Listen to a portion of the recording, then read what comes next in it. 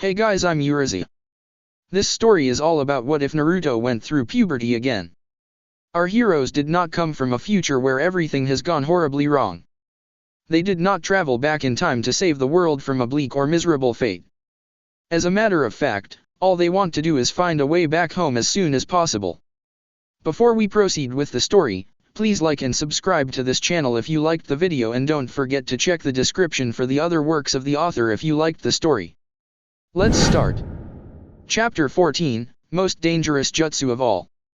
Gaara wasn't sure where, exactly, he was. Before his eyes a vast and seemingly endless plain of white stretched out, so pure and clear that he could find no distinction between the firmament above and the ground, or at least he thought it was the ground, below. There was no telling where one ended and the other began, no clear horizon or terminating line. It was enough to give a lesser person vertigo, though Gaara was either sure enough in his sense of balance to trust that he wouldn't suddenly tumble and fall into what he thought was the sky, or else so damn estranged from reality that he didn't give a rat's ass one way or another. Gaara wasn't quite sure how he had arrived in this place. The last thing he remembered was the grinning face of that obnoxious blonde, before hands of golden flame swept aside his sand shield and wrapped around his body. Somehow Naruto had gotten past his defenses and pinned him down without breaking a sweat. Yet, he didn't feel like he was being held in place, here, wherever here may have been. He was free to move his arms and legs, although he hesitated to do so. A part of him worried, maybe, that if he moved from this spot he would get swiftly lost and become unable to return whence he had come. An irrational fear, perhaps, or perhaps not. He had no way to be certain. Is this a genjutsu? He wondered aloud, his voice surly and gruff, still freshly remembering how a certain Konoha ninja had so effortlessly evaded his killing move. Not really, came the unexpected answer, and Gaara stiffened at the sound of this voice. He whipped his head around to see a man with short, spiky blonde hair and whisker marks on his cheeks, a man who looked almost like a grown-up Naruto Uzumaki. A man who just so happened to be seated atop the head of a monstrous, nine-tailed Yoko which had its massive, clawed and furry hands clasped together in a perverse mimicry of prayer. It was a mildly surreal sight, even by the standards of the ninja world. Gaara blinked. His eyes closed for only the briefest moment. When they reopened, he found himself back in the hall once more, held in place by those inexplicable hands of chakra. The shift was not at all disorienting, oddly enough, and the giant fox monster was no longer anywhere to be seen. He felt a pricking in his forehead, though, and a violent thrumming beneath his seal. Shikaka was pissed. Dimly, Gaara noticed that his sand was lying uselessly on the ground. He tried commanding it to move, but it didn't respond. Not so much as a grain was budged, no matter how adamantly he willed otherwise. Yeah, your jutsu's not gonna work, Naruto spoke up. I'm jamming it for the time being, otherwise we'd never be able to have a civil conversation. Gaara stared at the other boy, disbelief evident in the infinitesimal widening of his eyes. Jamming? He repeated. His tone would have been skeptical if he hadn't just spent the last few seconds quite fruitlessly trying to move even the slightest mote of his sand. Yeah, Naruto said easily. Don't worry, it's only temporary, like I said earlier, I just want to talk. That would be kind of difficult to do with you trying to kill me. Gaara's expression darkened. I have no interest in talking, he growled. Well, that's just fine. Naruto waved a hand airily. All I really need for you to do is sit there and hear me out, and I'm sure you can do at least that much. A stony face was his only response. The blonde smiled coolly, undeterred, and continued on. See, now, I know you've been having a hard time of things, Gaara, he said, meeting the redhead's eyes. I get where you're coming from. I know what it's like when people refuse to acknowledge your existence. Believe me, I've been there, done that, and bought that t-shirt. It's painful, and it can be so hard to make sense of things. Feeling like you don't have any reason to exist. He trailed off, staring grimly into the middle distance. Gaara stared blankly at Naruto, apparently determined not to betray any emotion on his face. One of his fingers twitched, as though reflexively trying once more to command his sand, but otherwise he did nothing. Well, nothing good ever comes out of that kinda thinking. People will gladly do any number stupid, irrational, horrible things if they think it might somehow validate their existence. When a person is at such a low point that life seems completely meaningless, they get desperate, afraid. I've seen good, kind-hearted folks fall in with the worst sorts in an attempt to belong. I've seen people who've been hurt too many times try to push away everyone around them. Naruto paused, stepping forward and placing a hand on the Suna Genin's shoulder. Neither of those is a healthy response, Gaara. Shukaku's Jinchuriki couldn't help flinching at the contact, and the words which accompanied it. He glared at Naruto, eyes cold and steely. "What do you know?" he growled. "A lot of things," Naruto said with a dismissive shrug. "Like how your mother really did love you." Those words elicited an immediate response from Gaara, one which Naruto probably expected. Turquoise eyes flashed venomously, and an arm came up in a sudden movement, breaking free of Kurama's grasp for the briefest of moments. A fist collided with Naruto's nose, digging into his face with an ugly crunching sound. The blonde took it without flinching, looking unblinkingly into Gaara's eyes. He did not step back or look away. "Ow," Naruto commented once Gaara withdrew his fist, blood pouring from his nose like a faucet. "Does a Hiliber right hook."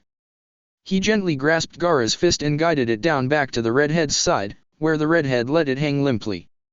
With his other hand Naruto casually grabbed his nose and yanked it back into alignment, pinching the bridge for a moment to stem the bleeding.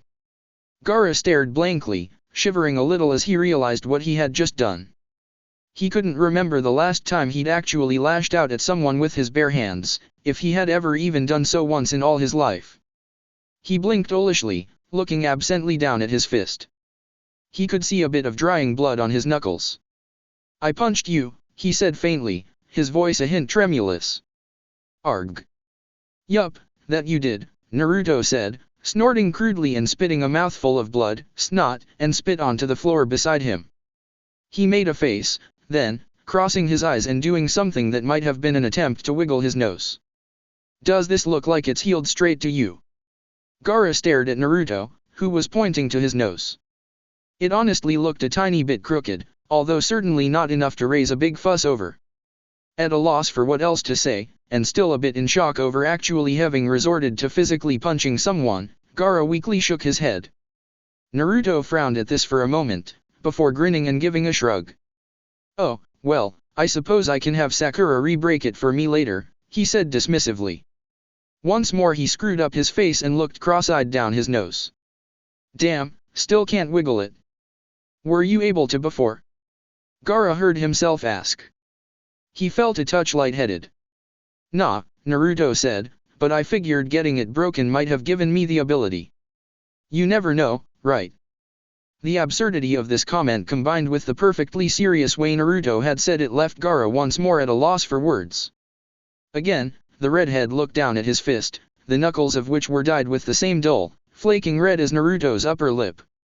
He curled and uncurled his fingers, curiously flexing them. "I'm sorry."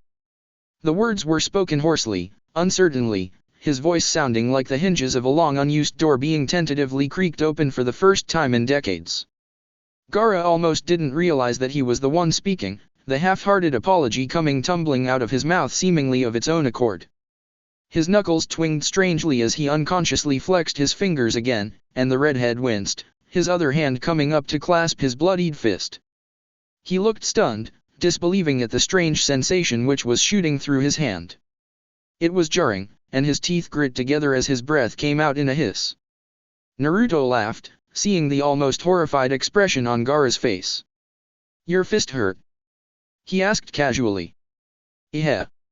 Sorry about that, man. Sasuke has always said I have a hard head." He gave another laugh at this little joke. Gaara whipped his head up to stare at Naruto. "Hurt?"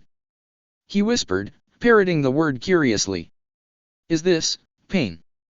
Naruto leaned in close and looked at Gaara's fist. With all the delicacy of a child brandishing a stick, he poked his fellow Jinchuriki's blood-stained knuckles. Gaara yelped and recoiled at this touch, leaning as far from Naruto as he could while still restrained by those giant, glowing hands. There was a touch of something wild and frightened in the redhead's eyes. "Yeah, I'd reckon that's pain all right," Naruto concluded, nodding seriously. "No surprise, really, with how hard you punched me. I'm sorry, Gaara blurted out once more, startling himself even more than the jolt of pain which had just gone through his knuckles. Naruto waved a hand airily, giving Gaara a toothy grin. Forget about it, he said dismissively. Compared to Sakura-chan, that was barely even a love tap. Gaara stared at Naruto like the blonde was the most bizarre thing he had ever seen in his entire life, and that probably wasn't too far off the mark. Bah, but you're bleeding, he said, flabbergasted. And you aren't, Naruto said. But that doesn't mean you're not hurting right now, does it?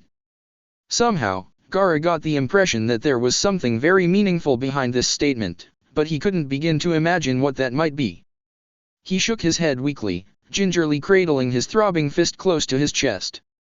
I don't understand you, he whispered. He grit his teeth. I should hate you. You're my enemy. I hit you, you should be the one in pain. So, why am I hurting in here? He clutched his chest with his uninjured hand, face contorting into something like a pained frown. As much as I am out here. He raised his blood-covered fist. It's more real, isn't it? Naruto said, looking into Gaara's eyes with that penetrating, unblinking stare of his. When you hurt people with your sand, you can remove yourself from what you're doing and pretend it doesn't have any effect on you, but fists don't lie. When we hurt others, we hurt ourselves just as much. Gaara stared at Naruto, clutching his injured hand. His mouth moved, but no sound came out. Naruto smiled sympathetically and squeezed Gaara's shoulder. This pains you more than it does me, he whispered. I've gotten used to this kind of suffering, to physical pain. I've accepted it as a part of my life. Actions have consequences, and sometimes those consequences hurt. A lot. You can't run from the truth, Gaara. Your fist knows it, your heart knows it. Is it always like this? Gaara mumbled. His shoulders heaved. Does it always hurt? You've never hit someone before, have you? Naruto said knowingly. Gaara shook his head. No. I've had my sand since I was born. My father taught me how to use it from the day I was old enough to walk. I can't remember ever not having it at my disposal, to protect me, and to hurt others. It gets easy to hurt people when you can't feel what you're doing to them, Naruto observed. Sometimes I forget that myself. If you remove yourself from the act, throw a shuriken into their forehead from a distance, flick a kunai between their ribs without even looking them in the eye, well, it gets all too easy to distance yourself from the pain. To pretend it isn't there. He smiled softly, ruefully. That doesn't make it all right, though. And there are times when you can't do anything to lie to yourself, when you have no choice but to break the enemy's body with your own two hands, to feel every blow you rain down on their form, and know exactly when their heartbeat stops. Seeing the light leave their eyes as pain surges through your body, it makes it real. I think that really drives home the gravity of it, the seriousness of taking a life. Gaara swallowed, looking nervously into Naruto's eyes. He saw the sincerity in those pools, saw the light dull and lessen with the weight of grim recollection. Naruto's eyes fell. Following his gaze, Gaara found himself looking at the blonde's hands.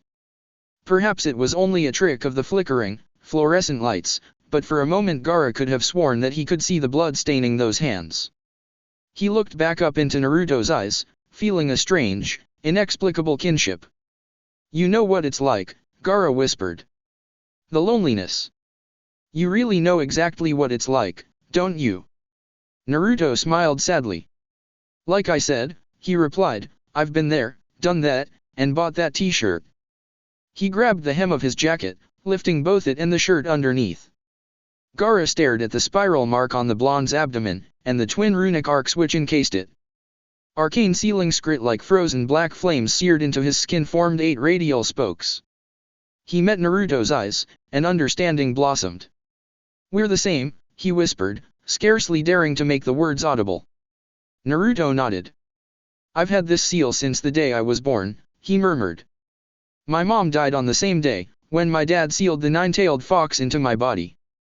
Gaara's eyes widened at these words. He looked like his heart had suddenly stopped beating. Naruto smiled wryly. I don't think our circumstances are exactly the same, but it's striking, isn't it? My dad sealed the QB into my body. He hoped it would make me strong. My mom, she didn't like that. She didn't want him to do it, and she tried to stop him, tried to convince him that there had to be another way. But there wasn't. For better or worse, it had to be done. My dad gave his life sealing Kurama inside me, and saved our village in the process. My mom died from her wounds, at the same time as my dad. Their last words. Naruto paused, sniffing once. His gaze was distant, filled with what Gaara could only describe as sorrowful nostalgia. Their last words were their wishes for me, their son, what they wanted for me, what hopes they had for my future, the things I reckon every parent feels a need to tell their children. He smiled. I wonder if you've figured it out? I don't know how much they teach you in the Suna Academy, as far as the recent history of other villages. Gaara met Naruto's eyes. The fourth Hokage, he murmured. Yes, even in the sand, we know that story, and it seems that you and I have gone through many of the same ordeals. We suffered the same kind of loneliness, each in our own way. His expression hardened, then, and now he spoke with a touch of defiance. But the reasons were different, as were the results. We are the same, but also nothing alike. Naruto squinted at Gaara. I wonder about that, he said, gingerly taking Gaara's injured fist in hand.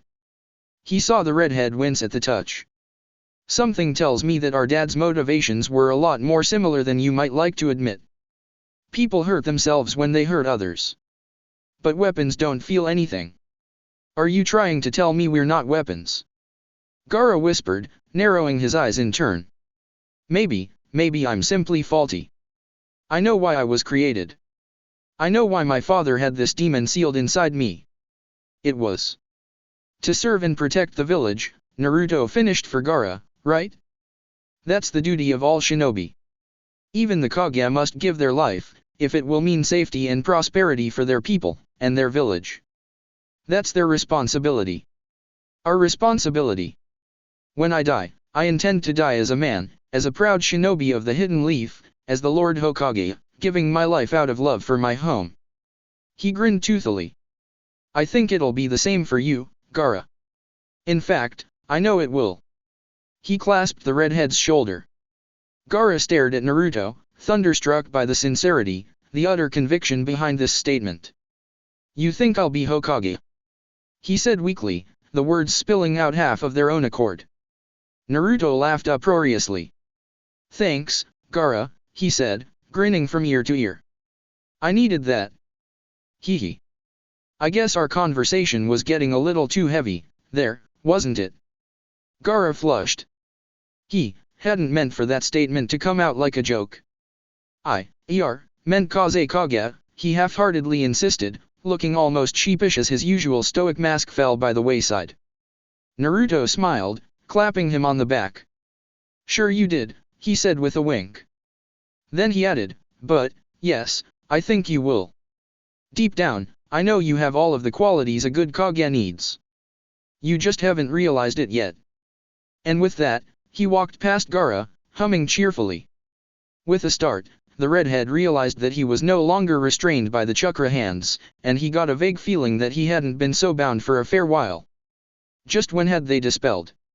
His finger twitched, and the sand at his feet responded. Slowly shaking his head, Gaara paused for a moment, seeming uncertain. Hesitantly, he looked back over his shoulder at Naruto's retreating form. There was a burning question at the back of his mind, and if he didn't get an answer now, he knew somewhere deep inside that he would not forgive himself for a very long time. How? He murmured hoarsely, swallowing and staring at Naruto's back. How can you be so sure my mother loved me? Naruto turned to look at Gaara, he was wearing a small yet brilliant smile. Because she was your mother, he said simply. She might have hated your father, the village, the demon, even the circumstances of your birth, but she could never hate you. That's just how moms are, I think. Gaara felt something catch in his throat, and his chest tightened uncomfortably. A hot pressure built up behind his eyes, and moisture began to stream down his cheeks, yet he somehow found it in himself to smile. Thank you, he whispered. His fist dully ached, and tears stung at his eyes, but Gaara could not remember the last time he had felt this happy. Even Shikaku didn't dare to sully the moment. Okay, seriously? That was so gay. Well, not too much, at least. Kurama was of the honest opinion that, most of the time, he was the only vaguely intelligent entity in the universe. Obviously humans were all half-wits, but Kurama was quite accustomed to their idiocy. He'd had enough experience with the foibles and failings of mortal men that he knew better than to expect too much out of them. Their stupidity could even be a little endearing at times, if he were to be honest with himself. Kurama, despite all his unknowable age and immeasurable power, had a certain weakness for underdogs, and were not humans, with their soft and delicate bodies, short and fleeting lifespans, and woefully limited senses and power, practically the very definition of underdogs? Most definitely, when matched against beings on his level. Humans who could go up against him despite knowing that it would almost certainly mean forfeiting their lives were most admirable, in the Kurama's opinion. People like Minato Namikaze garnered a fair deal of respect from the Nine Tails. Anyone with the guts to fight against the impossible was worth high praise, as far as he was concerned. So perhaps humans were idiots, but they were the sorts of idiots you could find yourself wanting to root for. As long as they weren't like Madara or Hashirama. But Kurama could accept that humans were usually imbeciles. They had a lot working against them, after all, not least of which being their dreadfully short lifespans, such that even those few who did manage to acquire something akin to wisdom would invariably pass away in only a few short decades, and most likely be replaced by yet another dime a dozen yokel or slack-jawed dumbass. Much harder to swallow, however, was the knowledge that oftentimes his own siblings were just as pants-on-head retarded as the humans they were so unfairly forced to inhabit. Shikaku was living proof of this. Or at least inasmuch as a giant, sentient mass of chakra could really be considered alive. That was a point which philosophers and scientists could debate to their heart's content, particularly since Biju couldn't die so much as dissipate, and even then they would inevitably reconstitute after a certain length of time. But the fact that Shikaku was a mentally subnormal psychopath was indisputable. Or so Kurama would have one believe. You do know that your friend is going to regress the instant my esteemed brother is able to get in a couple hours of uninterrupted ranting, right? The Kyuubi drawled within his host's mind, resting his chin on folded claws. Shikaku won't give an inch without being beaten within an inch of his life. That lunatic's even worse about humans than I used to be, and I was once known as the physical embodiment of hatred. You still are, in this time, Naruto quipped under his breath. And don't worry about Shikaku, Gaara was able to pretty much handle him for the 3 years between our battle during the Sand Sound invasion and when he finally got debijued by our cloaked friends, wasn't he? He's more resilient than you might expect, Kurama. That lecture of yours only sank in the last time around because Shikaku had been too drained from physically manifesting to badger Gaara in those first few days after the invasion. If the Sand Rat has his way, your little buddy won't have so much as a single moment of silence in which to contemplate your words. You're assuming Shikaku will have a single moment of silence in which to pester Gaara, though, Naruto replied with a twinkle in his eye. Kurama didn't see his host's expression, but he could feel the all-too-familiar undercurrent of nearly Vulpin mischief in the man-turned-boy's words. That tone never boded well for those who were foolhardy enough to oppose the one true master of mayhem and chicanery. He chuckled, tilting his head sideways in the open space of the sealscape. Ah. So you're already working on that, are you? Naruto waved a hand with flourish. Just because I'd gotten used to having Shikamaru's brains at my disposal doesn't mean I can't still plan on my own, he said airily. I'm not that stupid. With a grin, he tapped his temple and sent a bit of chakra into the place where his mind and his father's seal met and blended together. Composition and hue were carefully chosen, an intuitive blending of simpler paints to create a precise and particular pigment which he daubed ever so deliberately in place. Kurama grinned, recognizing the signal, and he proceeded to inconspicuously open the specific telepathic link between himself and the one-tailed tanuki. Naruto began to hum an infectiously upbeat-sounding tune, and Kurama overheard the garbled lyrics his host was beginning to mentally project to Shikaku. Fumikomuze akaziru, keiki wa nai sa, sudeo. Yura wo nukaru. Nejikamu sa saigone, sashahiki zero sa, sudeo. Hibi wo kazuru. He snickered, recognizing the tactic as both underhanded and deceptively subtle. So much so that no one who wasn't intimately familiar with how the 7th Hokage worked would actually suspect it to be his doing. Even Biju were not immune to getting songs stuck in their heads. When you open your heart a little, and pull someone close to you, your feelings will surely reach them deeper, yeah. Gaara cocked his head, wondering faintly if Shikaka had finally cracked. One moment the demon priest had been ranting right in his metaphorical ear about all the ways in which Naruto was a sentimental fool who wasn't even worth the sand it would take to crush him, and the next he had suddenly gone quiet. Hurry it up. Ring it out. Though my legs are all tangled, they will surely take me far. Even if I steal it and manage to grasp it, if it isn't you then what's the point? That wasn't the strangest part, of course. After a moment of silence from the Biju, Shikaka had then started to hum. Gaara had never heard Shikaka hum. Ever. So I'll go far into the distance. And your world will become a thing of deceit painted all in white. And now, if the aforementioned hadn't been enough, the Ichiba was also apparently speaking complete gibberish. Vaguely meaningful gibberish, perhaps, but gibberish nonetheless. It was still infinitely preferable to the beast's usual raving, mind, no matter how used to all of that Gaara may have been, so he didn't afford the matter too much thought. This innocuous, vaguely musical-sounding babble faded much more easily into the background than demands for bloodshed, or threats to devour his soul the instant he allowed his guard to drop. Hit the gas, there's no need to finagle, oh yeah. We'll go all through the night. Complain at the end, the balance is 0, oh yeah. We'll whittle the days away. Plus it was kind of catchy, if he were to be perfectly honest. Quite a ways away in the land of wind, the Lord 4th Kage, Raza of the Gilded Sands, was not having a good day.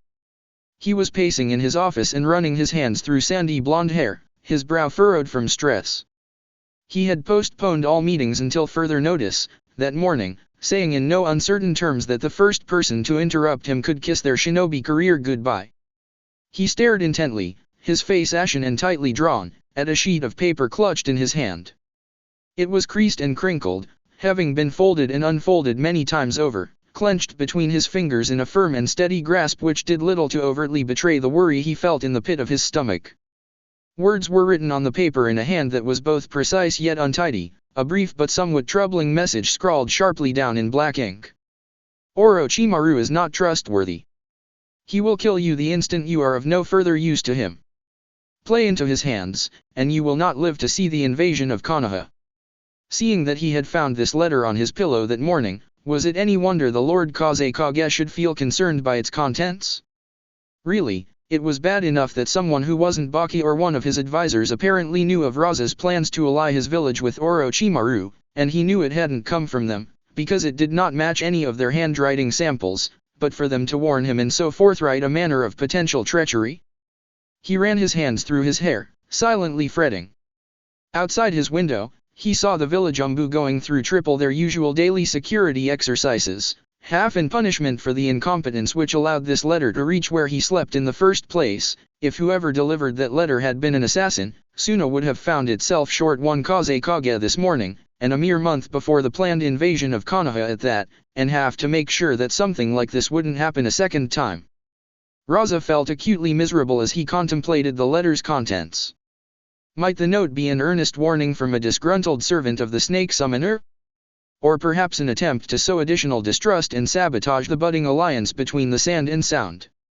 It was no secret to him that Orochimaru was the founder and leader of the Hidden Sound Village, and where there were any number of people acting under one banner, it would only be natural for dissident or rebellious elements to eventually take root. The letter might have also been planted by a Konoha spy. Orochimaru was a renegade from that village, and his activities would naturally be of interest to the Hokage, or even certain other powers within the Leaf. And again, this message could either be an earnest warning, or an attempt to sabotage an alliance between Suna and Oto. It would, of course, be worrying if this letter really had come from anyone affiliated with the Leaf, if there was even the slightest chance that Konoha agents might have gotten wind of the invasion plan. He would need to reconsider everything. Right now, it seemed very likely that those plans would have to be called off. He took pride in his village's counterintelligence department, but ignoring the possibility of a leak or plant somewhere in the village's forces would be downright foolish. Especially when it would need to be quite high up, for the fact of Orochimaru's participation to be known. Unless the man himself had planted that note as some sort of twisted test. Raza could not discount this possibility, either. Orochimaru was renowned as a formidable shinobi, as much for his mastery of the ninja arts as for his duplicitous cunning. There was no telling what the man might be thinking, and it seemed entirely plausible that this letter might be from Orochimaru. To what end, Raza could not begin to fathom, but he didn't trust the snake summoner any further than he could throw him. And of course he was wary of Orochimaru. Raza would have to have been a fool not to be, and a fool would not have made it very far as Kazekage. He was used to looking over his shoulder and expecting a knife in the back at any moment, and he was not ignorant to the supposed curse on the position of Kazekage. All three of his predecessors had died at the hands of assassins. Although the Sandaime's body had never been found, it was generally accepted that he must have been killed, and the Lord Fourth had always been cautious just in case he wound up falling victim to the same fate. He knew that if anyone was capable of assassinating him, it would be Orochimaru of the Sunin. This had been a small part of his reasoning for entering into the secret alliance with Oto in the first place. Raza was a formidable shinobi, but strength in battle was little use if caught off guard, and he held no illusions as to the ability of his umbu to keep someone as subtle and devious as Orochimaru out of his bedchambers. All it would take would be a poisoned dagger between the ribs while he slept. In its current state, Suna simply did not have the power to defend itself should someone like Orochimaru decide to destroy it. Where Konoha was strong and populated by many active shinobi, the hidden sand had been floundering and diminishing with only a small, inconstant trickle of new blood against the slow but steady ebb of time and chance. If Raza displeased Orochimaru, odds were very good that the man would simply kill him and destroy his village, or worse. Raza did not trust Orochimaru, but attempting to defy the serpent shinobi would quite likely do more harm than good for his forces. Raza was strong, but Orochimaru was a monster in human form. There were too many factors, too many possibilities to risk trying to put the snake down by his own strength, and there were too few in Suna with the ability to aid him against such an opponent. Baki was the finest of his generation, second only to Raza himself, but he would still be outclassed by someone like Orochimaru. Most of Suna's strongest shinobi were, in a touch of bitter irony, far too old and decrepit to be of any help. Lady Cho and her brother, for example, once two of the finest puppet masters in all the land, were nearing dotage in their advanced age. They were still capable enough, perhaps, to tackle merely competent shinobi, but against one of the Sunin they were simply far too weary and enfeebled by the march of time to possibly compare. Honestly, allying with Orochimaru hadn't been much of a choice. Damned if he did, and damned if he didn't. The fourth Kazekage hated those sorts of conundrums. But putting all of that aside, he could not ignore the possibility of a leak somewhere in his village. This letter was worrying. If there was even a tiniest chance that this message might have come from the Hidden Leaf, or any other party outside of Suna and Oto, it would have to be assumed that their plans had been discovered. Raza hadn't led his village through these difficult times by being incautious. He took risks when he felt it was absolutely necessary, but persisting in the plan to invade Konoha when there was a possibility that their security had been compromised would be nothing short of unforgivable foolhardiness. Sighing, and hoping that Orochimaru would not take umbrage at this turn of events, Raza sat down behind his desk and reluctantly fetched his calligraphy set plus a sheet of paper. In a dense and triply redundant code, he began writing a communique to his co-conspirator. Orochimaru. I find myself in the unenviable position of having to inform you of a possible leak of information regarding certain plans which had been made by certain unnamed parties. It was not a good day to be Kazekage. Omake. Meanwhile, elsewhere. Briefly, Kakashi wondered how his students were doing. Sure, they probably wouldn't have any real trouble with this exam based on the sort of skill they'd been displaying ever since their first day as genin, but that didn't mean he couldn't ponder just how far they might have gotten already. He didn't know the exact details of the second phase, but he was aware that the test was taking place in the Forest of Death, and being proctored by Anko. That alone would have been enough to make him worry for his students' lives, had he been saddled with literally any other team. As it was, he just hoped they'd take it easy on the other competitors. Especially their fellow Konoha rookies. He'd bet a rather tidy sum on those kids making it past the second stage of the exams. Asuma and Kurenai probably would have been fretting over their respective teams' own chances in the forest of death, had they not been so preoccupied with eating each other's faces off. They really weren't very subtle about the fact that they were an item, despite the fact that both of them made a living as elite ninja. It probably would have been considered an embarrassment to their profession if literally every other shinobi couple ever hadn't been exactly the same way. Poor Obito had never been the same after walking in on his sensei and Kushina. Anko took one look at the faceless corpses before spinning on her heel and letting out a string of curses 100 times too vile for transcription. Ibiki gave her a sympathetic look that to the uneducated observer would have seemed like a slightly constipated glower. "You okay, Anko?"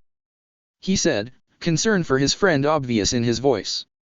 "No, damn it," the snake summoner swore. "Orochimaru's in that forest, 3 foreign genin are dead on Konoha soil, and knowing my luck, they were probably killed before they could actually sign the liability waivers, and the Chunin exams are probably gonna be cancelled, meaning all of that lengthy preparatory work we had to do will amount to precisely jack shit." Ibiki grimaced.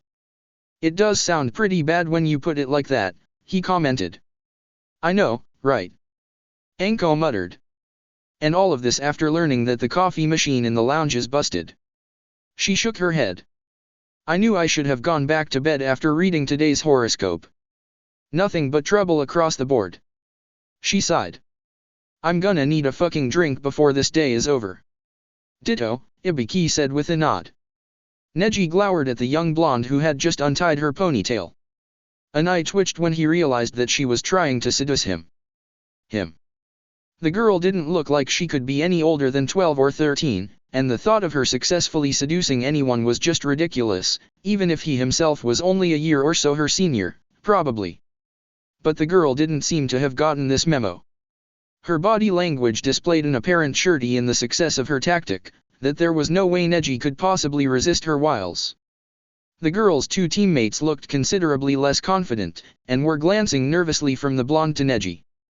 The ponytailed one looked like he would desire nothing more than to lie down somewhere and take a nap. The chubby one was shaking in his sandals, visibly itching to either hide or run for cover. Neji sighed and wearily turned his back on the trio. "I don't have time for this shit." "Lee, who is that?" Tenten stared at her teammate and raised a hand to point somewhat rudely at the redhead who was blushing and shooting doe eyes at the bowl-cut taijutsu specialist, following a few inches behind him. The weapon mistress's bushy-browed cohort grinned and gave her a thumbs up. "This is Karen-chan," he said enthusiastically. "She was separated from her teammates, and so I have offered to help her reunite with them." Tenten felt a migraine coming on.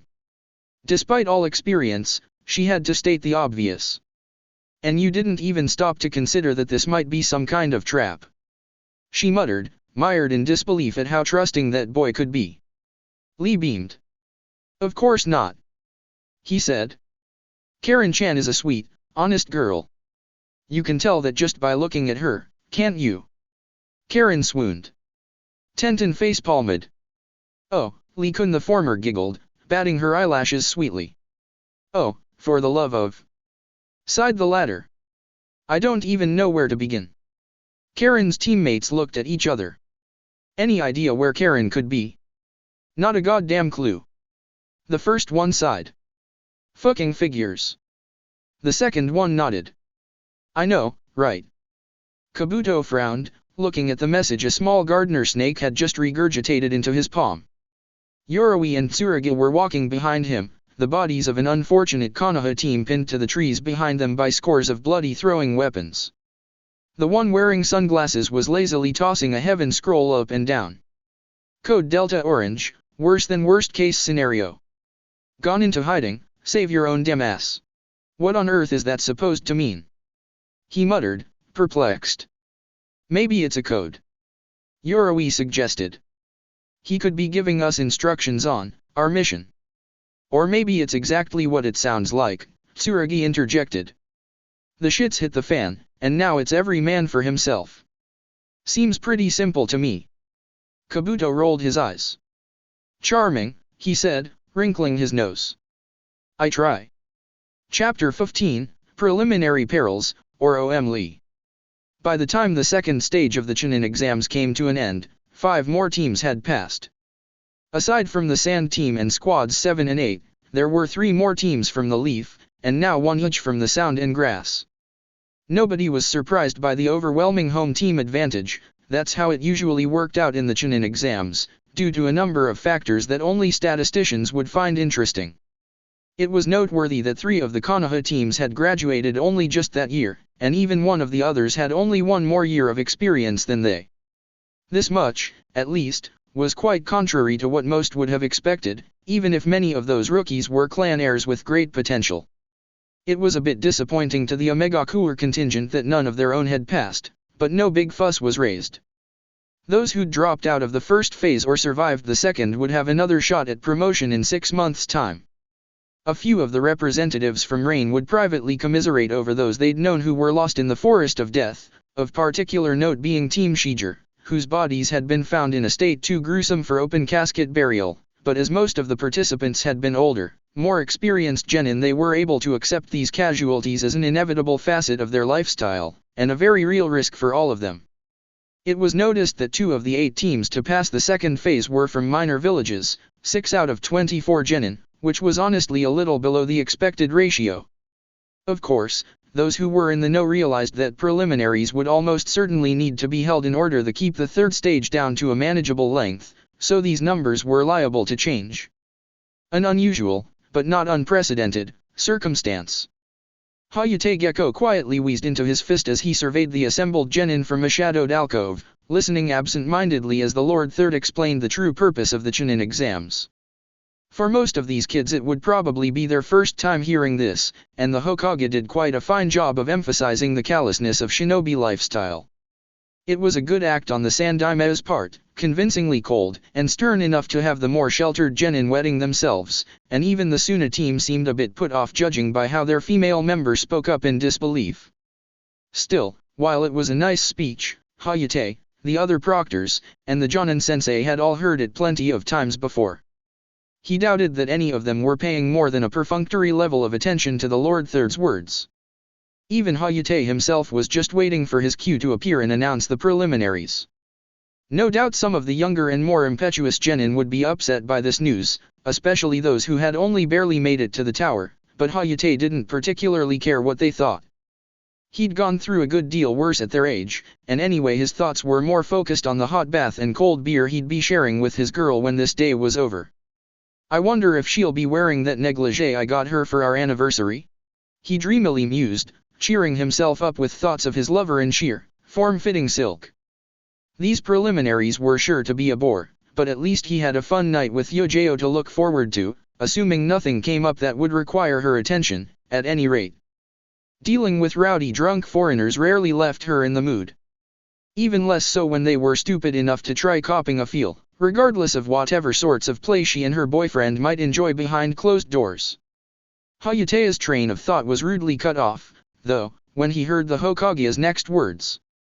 However, before the final phase of the exams can get underway. Ah, well. Time to break the news to the brats. Turning on the spot, he flickered out of the alcove. Sakura wasn't really listening as the sword-bearing Jonin and the Hokage explained why they would need to hold a preliminary round to pare down the participants for the final stage of the exams.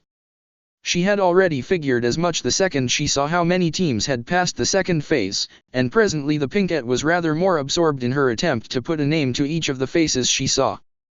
Her fellow rookies were easy enough, of course, as were the members of Team Guy, although it was weird to see Neji alive and well after so many years, even if there were loads of other once dead people walking around, and obviously Gaara and his siblings, too. But the remaining 3 teams were somewhat harder to place. She recognized Kabuto right away, of course, and it had only taken her a few seconds to register that bespectacled redhead as Naruto's so distant they had never actually bothered to determine their exact relation cousin. The pair's respective teammates were basically unknown to her, though. She vaguely recalled Kabuto's team participating in what she remembered of the preliminaries last time around, but the only thing about them that stood out in her memory was the fact that one of them had fought Sasuke. She dimly recalled being very worried about her now husband's well-being at that time. It was just a little while after he'd gotten that curse mark, right, and that his opponent had done something or other that had made her seriously fear for Sasuke, but aside from that she was at a complete loss. She wasn't even entirely sure which one of the two had fought him. Karen's teammates were a still bigger unknown.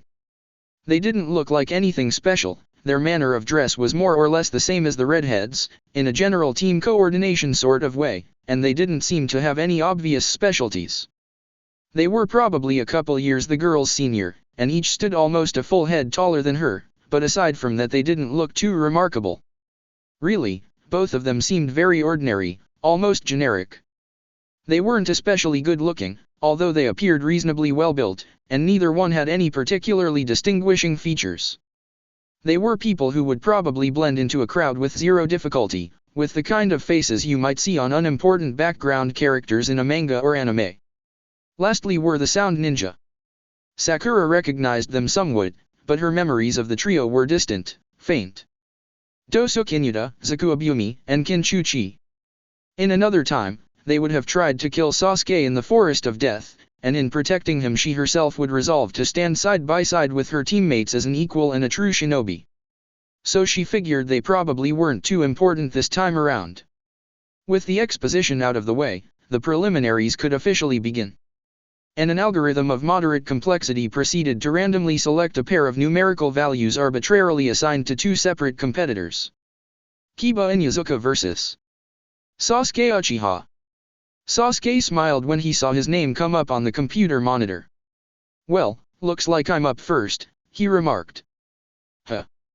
Deja vu," Naruto muttered, seeing Kiba's name displayed across from his teammates.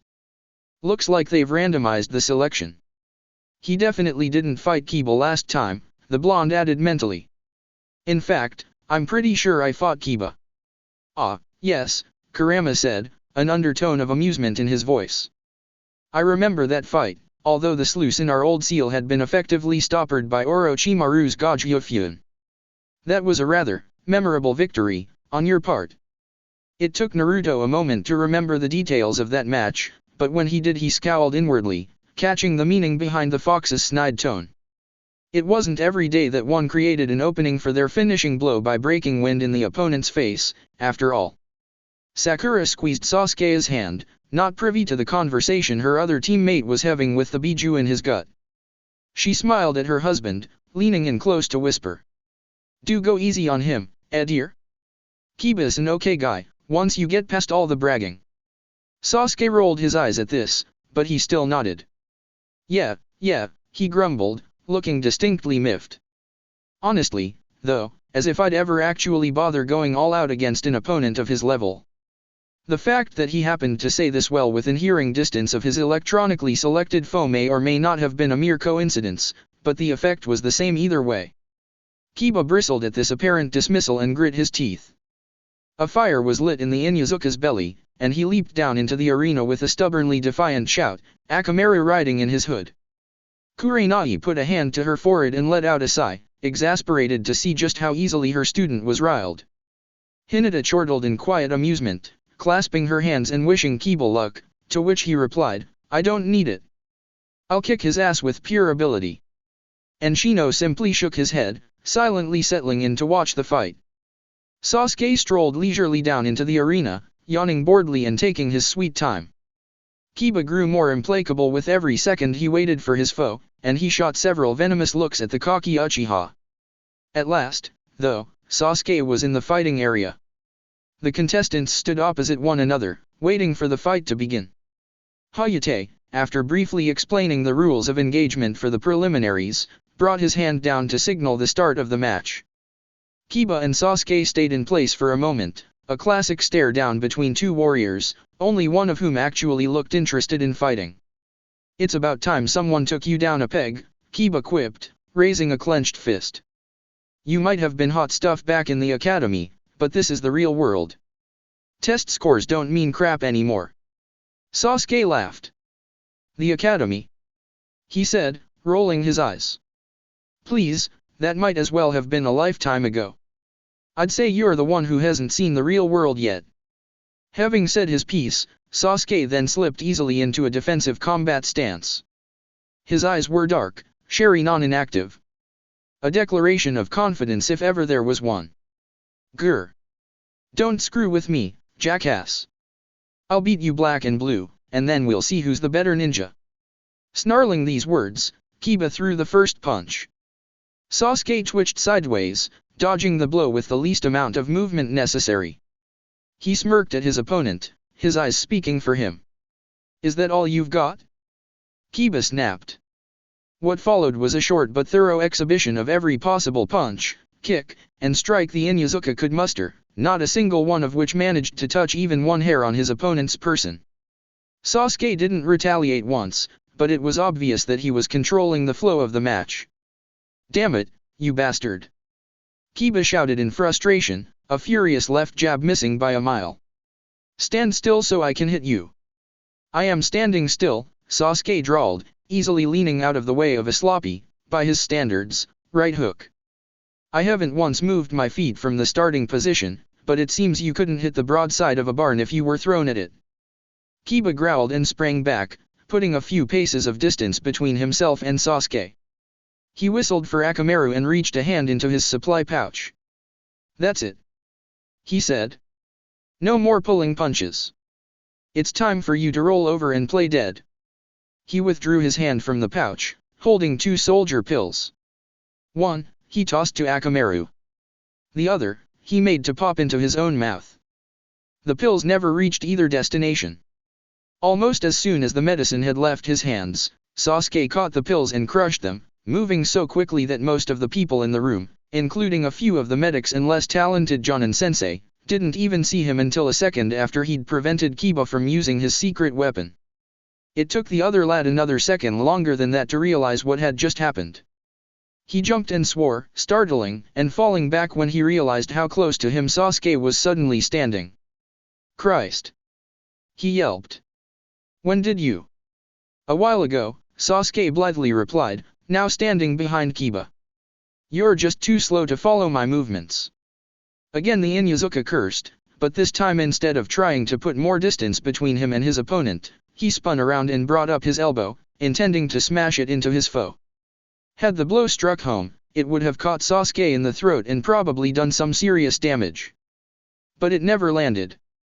Sasuke caught the attack with his one good hand, using Kiba's momentum and a bit of leverage to flip his opponent onto the ground. His fingers subsequently twitched, and before Kiba could even groan in pain a dozen some shuriken were embedded into the floor around him, tracing an unnervingly close outline of his body. Damn it, Kiba groaned. Even after all this work, the gap between us has still only widened? I guess there's a reason you were our year's #1 rookie. Sasuke waved a hand dismissively. Academy rankings are a thing of the past, he said airily. They have no bearing on our present ability. Really, though, you lost this fight the moment you let your temper get away from you. Ninja must be able to restrain their emotions, or else at least learn to function efficiently in spite of them. Yeah, about that. Quick question, Kiba grunted. Does pride count as an emotion? A smirk crossed the Inyazuka's face. In the same instant, Sasuke felt a set of small, needle-like teeth sink into his rear and rip the seat of his pants. He hissed and immediately tore Kiba's partner off of his ass, irritably flinging the pup at its master's face. Neither Ninken nor Ninja remained conscious following that collision. The smirk remained on Kiba's face, though. Sasuke glared at the insensate duo of master and pet, and shot Hayate a darkly expectant look. With a cough, the swordsman announced Sasuke the winner. Grumbling and gingerly rubbing his rump, half to cover the tear that final attack had made in his shorts, the one-armed genin stalked back up to the viewing level, where his team awaited. Perhaps it wasn't much in the grand scheme of things, but Akamaru's parting shot still stung like a sumbitch. Naruto had the decency not to snigger at Sasuke's discomfort, although amusement was still obvious in the glimmer of his eyes. He clapped his friend on the shoulder and shot him a toothy grin.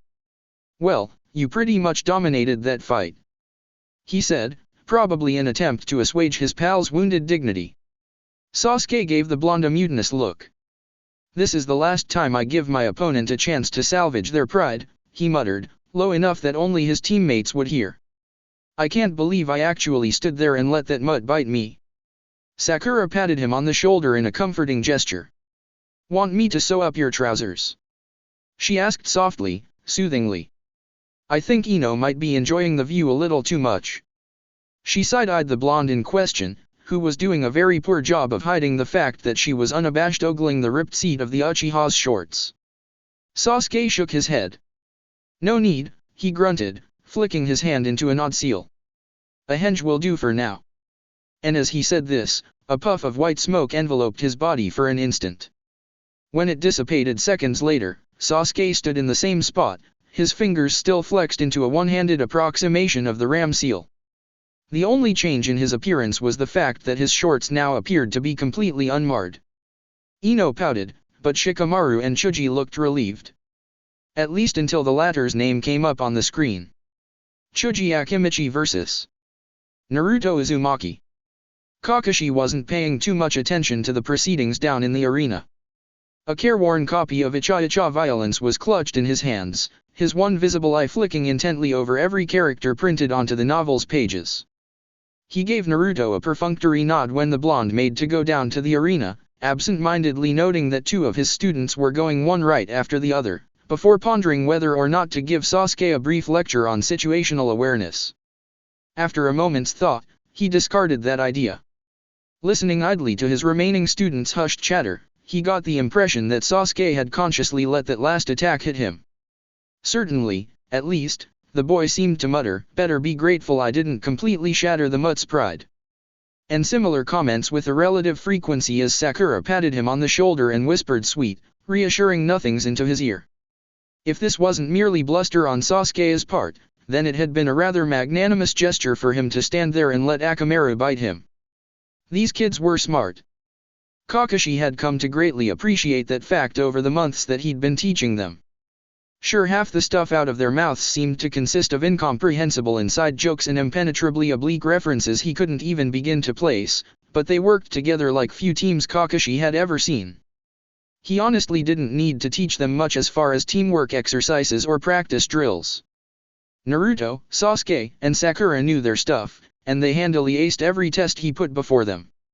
Perhaps Sasuke and Sakura tended to act a little cozier together than kids their age had any right, and maybe Naruto seemed to have a thing going on with the Hyuga clan heiress that might have been very scandalous if he weren't technically a member of a clan every bit as old and powerful, albeit nearly extinct and with little to no remaining influence in Konoha, but Kakashi was not inclined to intervene in their personal lives. Not as long as they handled their duties in a healthy and professional manner. And despite a number of quirks and eccentricities, he had to say that they did exactly that.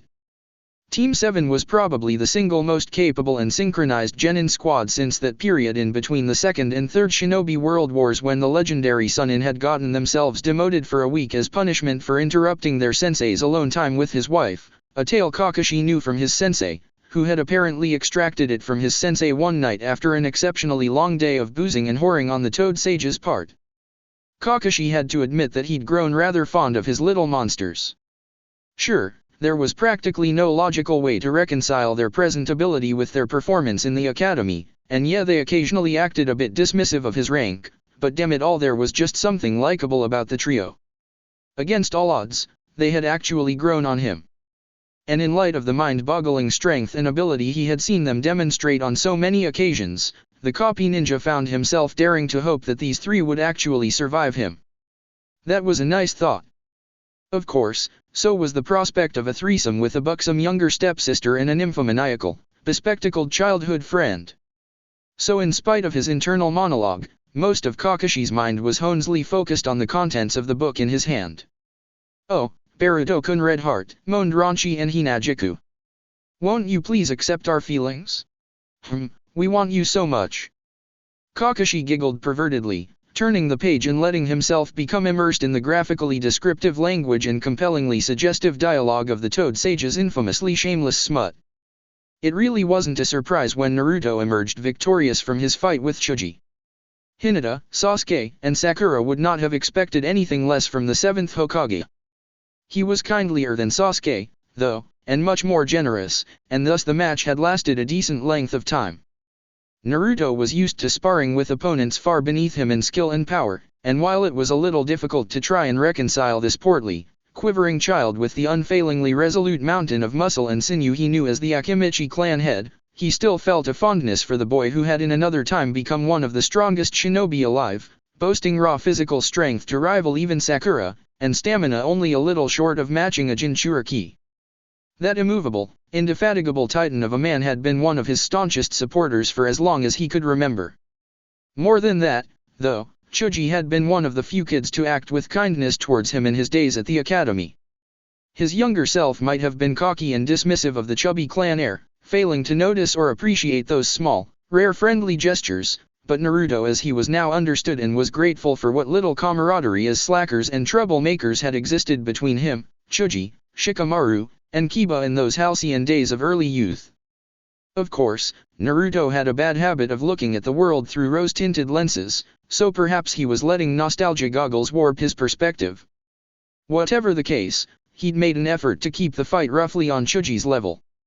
He had plenty practice in pulling his punches from all the times he'd had to smack his son upside the head after an idiotic stunt, such as trying to perform the shadow clone jutsu when he was just an academy student, or attempting to sneak itching powder into a foreign diplomat's robes, and was similarly experienced at sparring with far weaker opponents from training both his kids in the basics. So he'd let Chuji get a few hits in, demonstrated some simple but effective maneuvers that could greatly improve the lad's combat effectiveness, and even given him an opening big enough to use his clan's Nakuden Sensha. Only after the fight had gone on for a few minutes did he finally deign to end it, making sure to finish things with no higher a level of power than would seem entirely attainable to the ordinary genin. Sure, he could have finished the match as soon as it had begun and completely dismantled every facet of Chuji's fighting style, but that would have only dispirited and discouraged the kid. Being completely outmatched by someone who was ostensibly near your age never felt good, and not everyone was bullheaded enough to stubbornly power through such a gap of skill.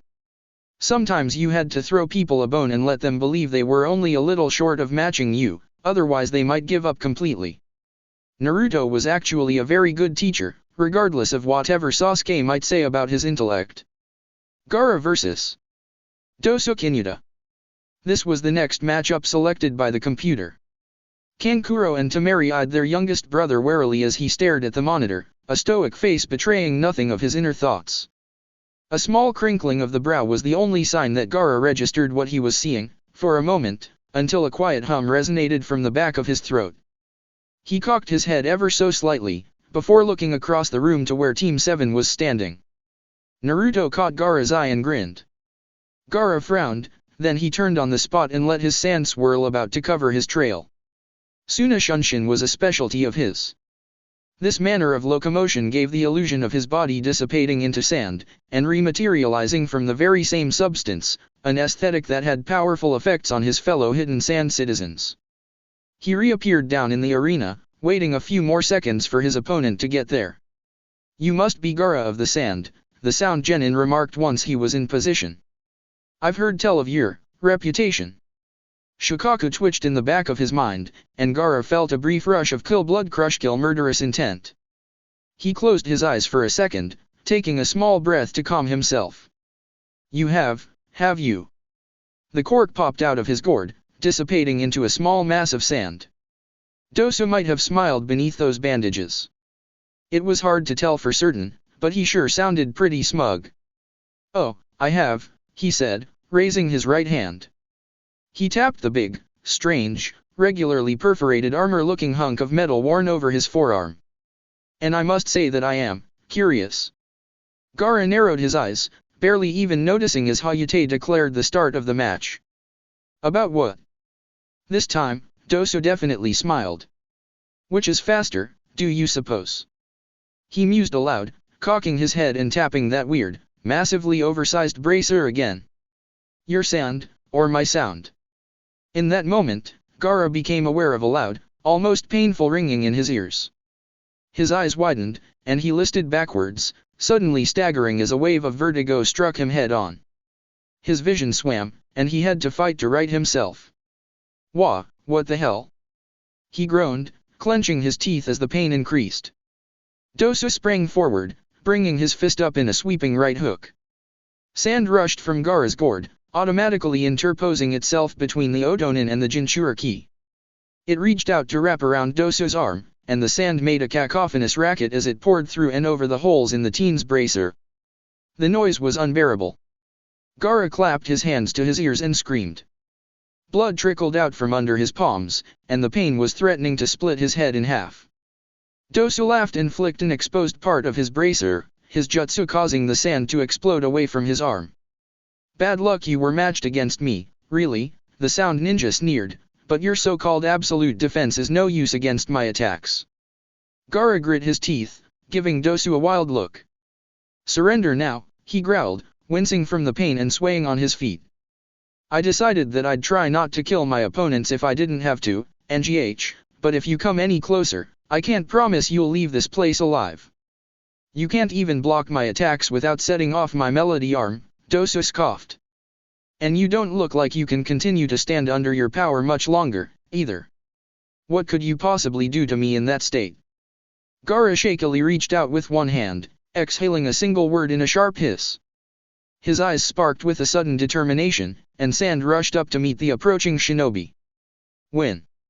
From head to toe, every inch of Dosu Kinyuta except for his melody arm, and his face, was promptly buried under a faintly preposterous quantity of sand. And just like that, the sound ninja belatedly realized that maybe it hadn't been such a great idea to actively provoke the human WMD. Oh God, I surrender, he yelped, immediately abandoning any pretense of dignity. Please don't kill me. Gaara looked up to the higher level for a moment. Then he let his hand drop, releasing the sand's grip on his opponent. Count yourself lucky, he said icily. But I'd prefer not to be disqualified for killing an opponent after they've already surrendered. Dosu whimpered. Naruto, from where he was watching the match with his teammates, nodded his head approvingly. Among the matches that followed, only a few more were of any particular note. Temari fought Zaku Abumi in a duel of wind users, and while it was an impressive show of skill on both their parts, it also dragged on inordinately long, winding up in something of a stalemate until Zaku finally dropped from exhaustion. His Zankyuha ultimately required a greater initial investment of chakra than her Kama Itachi. Kabuto's contortionist teammate was matched up with Shikamaru, and his boast of finishing the match in under a minute certainly came true, albeit perhaps not in the way he'd intended. The Nara clan's specialty shadow possession jutsu interacted with his joint dislocating trick in a rather painful and gruesome fashion. Karen's teammates were next slated to fight each other, an arrangement which surprised some people, and while both showed an average amount of cunning and resourcefulness, it ultimately came down to a brute force slugfest. The match didn't go on for very long, but the victor didn't exactly walk away unscathed. Both sported a myriad of cuts and bruises when they left the arena. Tenten received a number of furtive warnings and well-wishings from Neji when the computer matched her up against Hinata. The weapon mistress, of course, treated her teammates' words with a healthy dose of skepticism, having no way to know that she was going up against a gentle fist master 2 decades her senior. Needless to say, Hinata completely shut down Tenten's Shuriken Jutsu, and even her melee Byokai Jutsu was little match for the Hyuga's hand-to-hand expertise. Hinata effortlessly disarmed her opponent every time she drew a weapon, and she pressed her advantage by keeping in close and denying Tenten any opening in which to summon more tools from her scrolls. Although she specialized in weapons, particularly ranged, throwing ones, Tenten was no slouch in the taijutsu department. She could hardly afford to be deficient there, as a student of Might Guy. Despite this, however, she obviously stood no chance in a close-quarters fight against someone like Hinata. 8 trigrams, 16 palms, was the finisher, a mere quarter of the Hyuga main branch's most well-known Hisatsuwaza, and Hinata pulled it off with appropriate ease. Neji gave Tenten his sincerest condolences when she came back up from her match. Tenten replied with a look that could have petrified Medusa. I don't wanna hear anything about your Dembyakugan or Jiyukin, she hissed, misconstruing, in her frustrated disappointment at losing, Neji's fear of Hinata and resultant worry for her as a chauvinistic belief in the automatic superiority of Hyuga shinobi over everyone else. This misunderstanding bothered Neji more than he would have expected. That little bit of Team Guy drama aside, the next fight was Shino versus Kabuto's other teammate, the guy who drained chakra by touching people. To most ninja that jutsu probably would have seemed pretty intimidating, but Shino merely quirked an eyebrow at the first demonstration of this technique before commenting. So you can only affect someone within arm's reach of yourself? How disappointing. Then he dissolved into a swarm of Kakaichiryu, which rose up and engulfed his enemy before he had time to react. You will find that my jutsu has no such limitation. Naturally, this move promptly resulted in Shino being declared the victor. Ino and Kin fought after that. At first, the sound Kunoichi seemed rather cocksure of her chances, but that confidence quickly deflated when Ino systematically dismantled every aspect of her ninjutsu, sticking makeshift plugs in her ears to avoid getting tricked by the bells, and engaging the raven-haired lass up close. She dominated the fight, ending it after a 20 seconds by kicking a battered Kin to the floor and pressing a kunai to her throat. There was a reason Ino had the one of highest cumulative scores out of their year group back in the academy. She'd been runner-up for Rookie of the Year, and against someone like Sasuke that was no mean feat. After that, Sakura fought Kankuro, and it went about as well for the puppet user as one might expect. Sakura had gone toe-to-toe with Akasuna no Sasori as a Chunin, albeit with the aid of puppet Mistress Cho, and she had improved by leaps and bounds since then.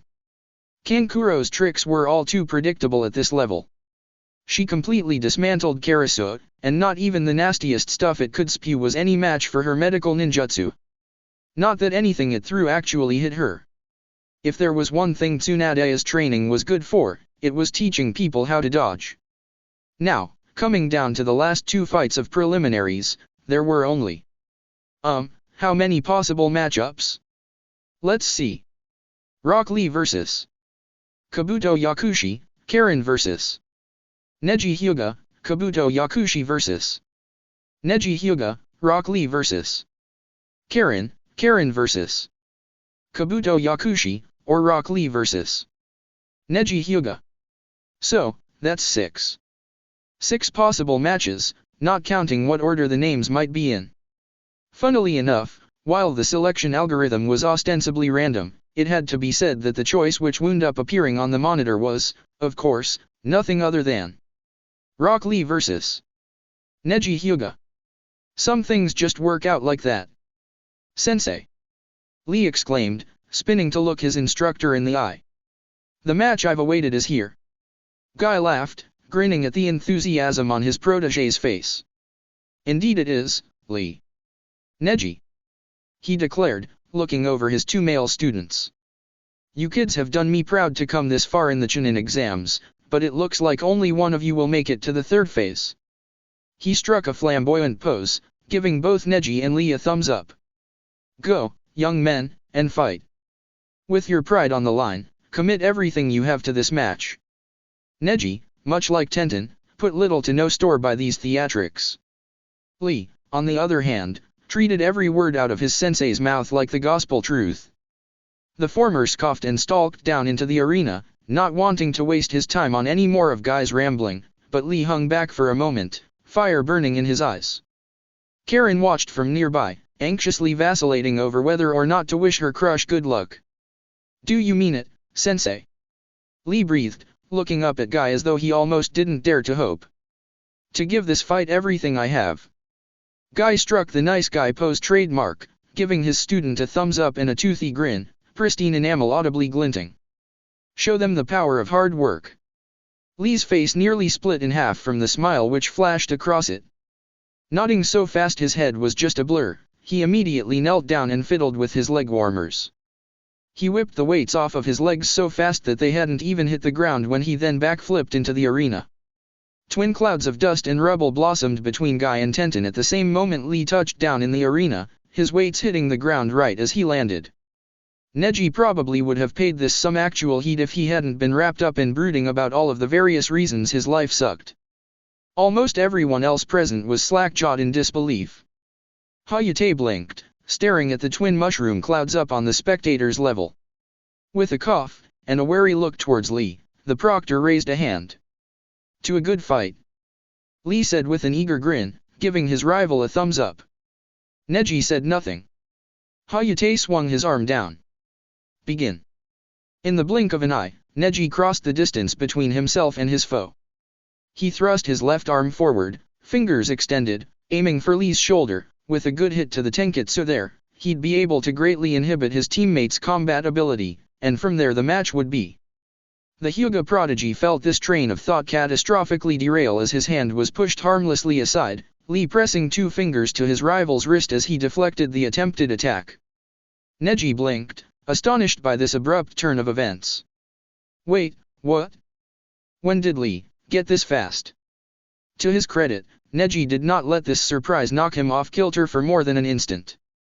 His other hand shot up, aiming for the opening in his opponent's defenses, and Lee blocked that strike with his other hand, catching Neji's 2 outstretched fingers between his own middle and pointer.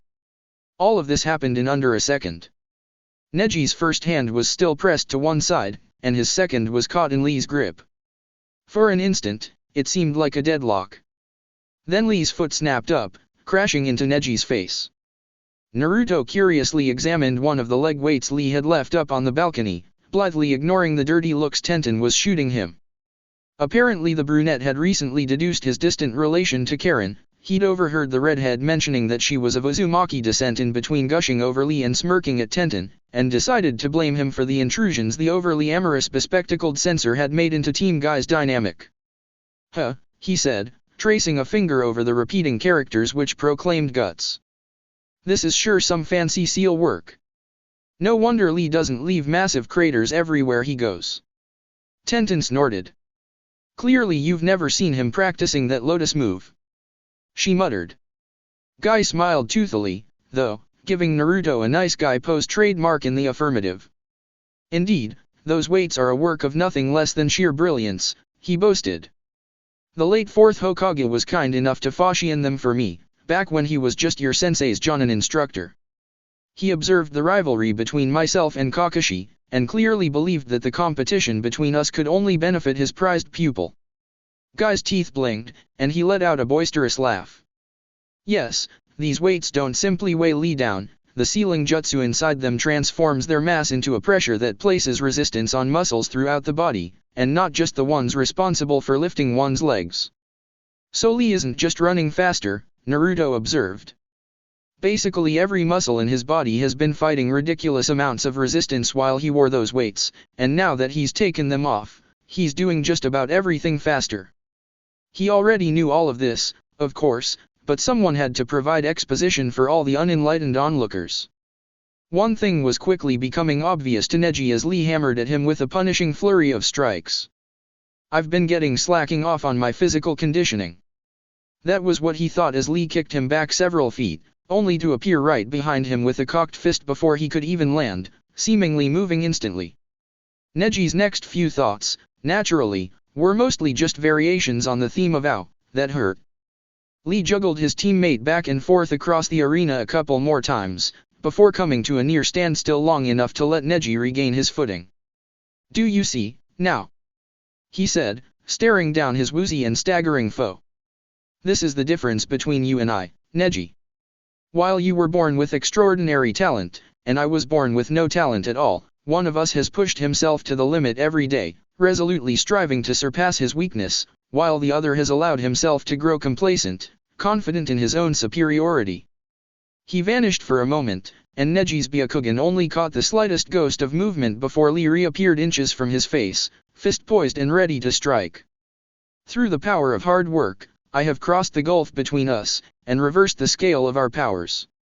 The punch made contact, and Neji's world once more exploded into pain and pretty colors. Kya!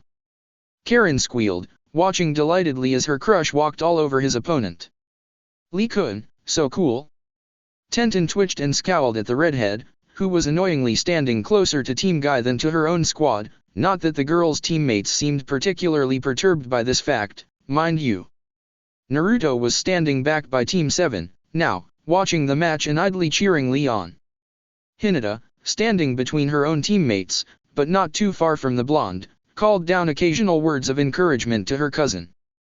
The latter's support seemed to be having a somewhat adverse effect, however, considering the way Neji seemed to twitch and tense up for just a fraction of a second every time he heard Hinata's voice. Despite still being a bit miffed about her Hyuga teammate's apparent dismissal of her chances a couple rounds ago, Tenten only somewhat reluctantly shouted out a few cheers for Neji as well. Lee didn't seem bothered by her seemingly siding with his rival, probably partially because of just how badly Neji was losing right now. He was a surprisingly good sport like that, And make no mistake, Neji Hyuga was losing this fight. He may have been more skilled than Lee, having had several years to master the flows and stances of his clan's gentle fist, whereas his teammate hadn't even begun to learn Gai's Gukken until less than a year ago, but that didn't mean much in this instance. Neji was a far better martial artist than Lee, much closer to mastery than the boy who had proclaimed himself the genius's rival, but skill could only do so much against such overwhelming speed and strength. It was actually rather ingenious, Neji noted in a corner of his mind.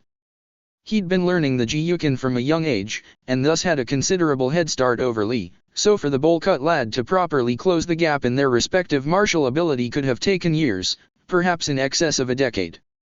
Therefore, it seemed Guy had chosen to focus heavily on building up Lee's physical strength, speed, and stamina. Lee didn't have any ninjutsu or genjutsu to fall back on, so he had to focus thrice as hard on improving his body. And with his work ethic, that apparently meant a simply ludicrous increase in speed. Neji felt a blindingly fast hammer blow strike his side, and he staggered, narrowing his eyes and trying to work out where Lee would be next. He caught flicker of movement behind him, an instant of deceleration in which his opponent slowed, however briefly, to a speed he could actually see. Neji's arms snapped up in a defensive position, his legs swinging and torso twisting in an attempt to sidestep the coming attack. Lee missed him by fractions of an inch, and Neji's hands zipped out to strike his foe's side. He hit nothing but air. Damn! Neji mentally cursed, spinning around the moment he realized Lee had sped back up. I still can't completely follow his movements. Leaf Hurricane. A lightning-fast kick swept Neji's legs out from under him, coming from the opposite side of where the Hyuga had just been guarding, and Lee raised his foot as he spun around for the second blow, this time catching his rival's left arm with a nasty crack. With as inundated as his body was with adrenaline and endorphins, it took Neji a couple seconds to properly register the fact that his arm was now broken. It wasn't anything massive or especially ugly, probably just a simple hairline fracture, but it still hurt like a motherfucker, bad enough to overwhelm his senses for a moment. He blacked out from the pain. When Neji came to an instant later, stubbornly fighting to regain his senses, it was to see the scuffed and cracked tile floor rushing up to meet him. He closed his eyes and reflexively swung out his arms to catch himself, in his beaten and weary state acting purely on instinct. This was what finally decided the match. As it turns out, subjecting a newly cracked bone to that kind of abrupt shock had very painful consequences. Neji probably would have screamed himself hoarse if he hadn't immediately passed out from the pain. He was good, but far from invincible. Lee, of course, was ecstatic over his victory. He at least had the decency to wait until a couple minutes after the medics had carted Neji off before jumping for joy at finally overcoming his rival, but there was no mistaking how excited he was. Sasuke watched in bemusement as Karen hugged a cheering Lee while Tenten visibly waffled over whether to congratulate one teammate or check up on the other. It was quite the spectacle, and reminded him of just how dedicated to that rivalry the taijutsu specialist had really been in his youth. Guy did not hesitate to intervene with a wicked punch, however, proceeding to scold Lee about getting overconfident, declaring that this was only the first step in a long and arduous journey, and that his real training still had yet to begin. From here on out, Lee, your every waking moment will be spent suffering through a living hell like no other. I will break you down until nothing remains, and then build you back up into a model shinobi. The flames of youth will fuel the crucible of hardship, and nothing less than absolute, unswerving guts and determination will see you through this ordeal. Then he punched Lee a second time before pulling the kid close and hugging him, promptly tearing up and babbling about hard work, friendship, and victory. Sasuke probably would have winced in sympathy for the lad if Lee's adult self hadn't forced him to partake in some of his utterly obscene training regimens shortly after the Uchiha's proper return to Konoha. So as far as he was concerned, the sadist would simply be getting his just desserts. He didn't care if this statement made no causal, temporal, or logical sense. That was just the way he rolled. But then the computer buzzed, and everyone looked up to the monitor to see what the last match would be. There was only one option, of course, since all other possible participants had gone, but it was still a bit surreal to see the matchup displayed on the screen, especially for the four who had been here for these events last time around. Sasuke didn't remember whether he'd been conscious for the whole preliminaries, as his memory of them was very foggy and almost non-existent, but he was still pretty sure that this was not a fight that would have happened back then. Grim determination was the name of the look on Karen's face. She stared at the LCD where the final matchup was being displayed, narrowing her eyes and feeling something bloodthirsty and savage come blearily blinking into wakefulness. Karen vs. Kabuto Yakushi. She read the names on the monitor. Finally, her turn had come. It was time to show Lee-kun what she was made of. The pang of unease at fighting on her own, without backup from her teammates, was drowned out by thoughts of impressing the boy who had saved her life, reunited her with her team, and helped them pass the second test without asking for anything in return. Had she not been smitten with him from the word go, Karen might have had something smarmy or cynical to say about this naively chivalrous attitude. But she was smitten with him, and quite hopelessly so. Rock Lee didn't look very cool, and despite a very fit body he wasn't what most girls would call handsome, yet none of these things seemed very important to Karen. Perhaps it was a byproduct of her weakness for knights in shining armor, her childhood fantasies of a classical rescue romance unfolding between herself and some brave Prince Charming. Lee saved her life. This was no exaggeration. Had it not been for his timely intervention, scavengers would probably be picking the remains of her carcass clean right about now. Whatever the reason, that bear had been singularly intent on mauling her, and even with the inexorable hardiness and vitality of an Uzumaki descendant, she probably would not have survived its ravages.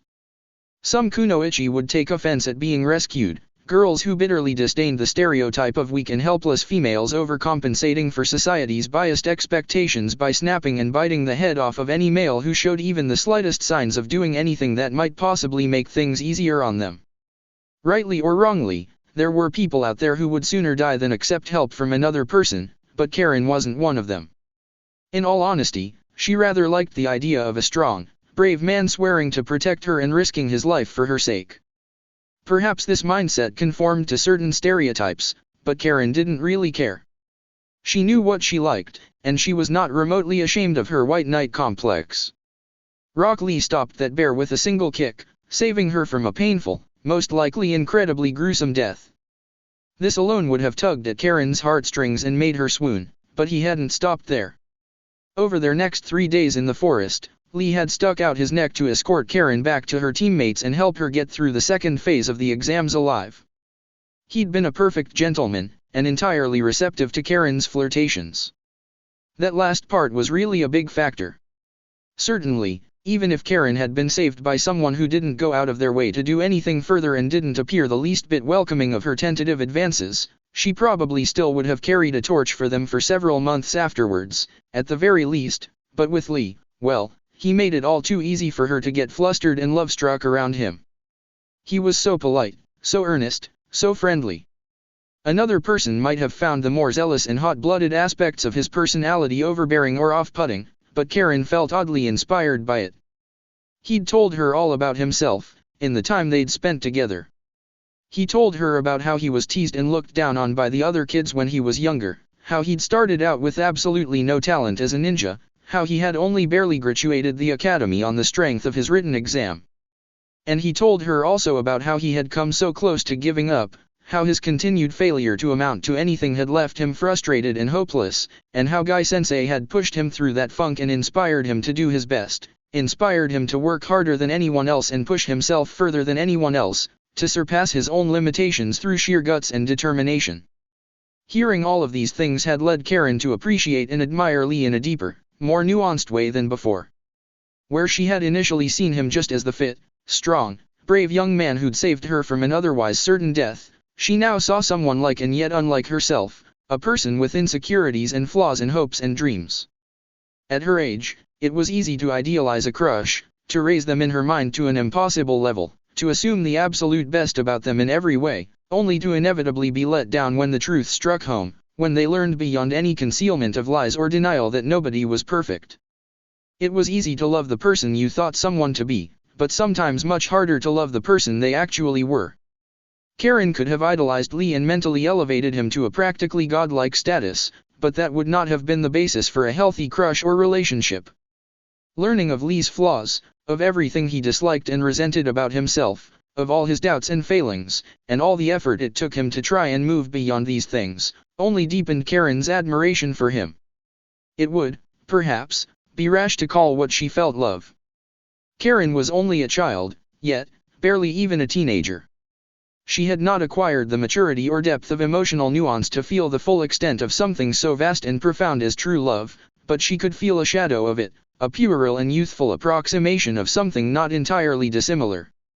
It was only a crush, maybe, but to her it was as serious as life or death, and as real as the nose on her face. She wanted Lee to see her, to watch her rise above her own weaknesses and become a true shinobi, much as he had done himself. She wanted to show him her strength, to have him acknowledge her, to impress him and have him take her into his arms and whisper his praises of her bravery and skill and. Karen blushed, shaking her head as she walked into the arena. Focus, girl. Don't let your mind wander. If you want Lee to look at you like that, you know what you have to do. Karen's expression hardened, becoming a mask of grim determination. She would win. She would show Lee exactly what she was made of. She would astound him and make him fall head over heels for her, as much as she herself had for him. This was what she thought. Perhaps it was not an entirely realistic expectation, but Karen was young. As far as she knew, that was how romance worked. A thrill raced up her spine as she faced her opponent. He was older than her, and his chakra felt larger than a good number of the other genin, but there were several present who fed his power, the most noticeable of whom was the boy who had introduced himself a couple days ago as Naruto Uzumaki, the one who had sent Karen that invitation for a family reunion. Compared to that guy, this bespectacled fellow's chakra seemed downright puny. There was something a little off about his energy signature, of course, but Karen was too wrapped up in her determination to win and impress Lee to really care about this. She was single-mindedly focused on the fight before her, working herself up into a knife furor as she steeled her resolve and prepared to fight.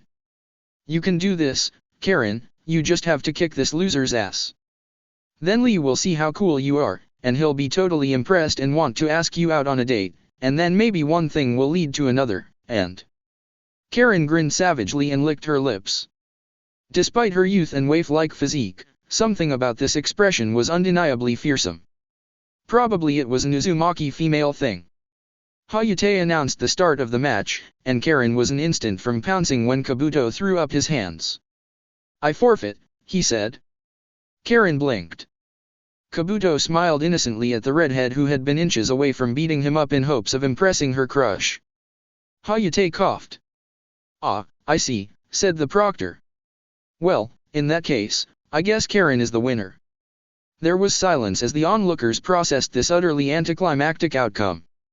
Another second passed before Karen snapped and threw herself at Kabuto, prompting Hayate and several other jonin to intervene.